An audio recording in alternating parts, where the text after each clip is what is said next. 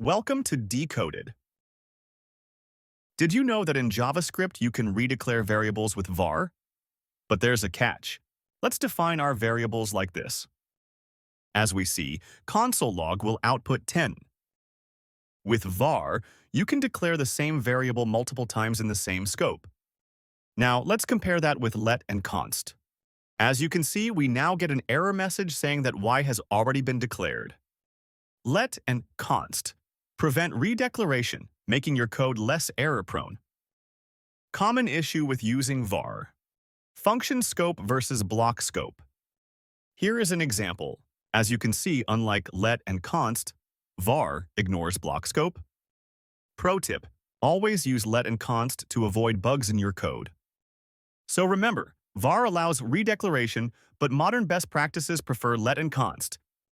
Like and subscribe for more JavaScript facts.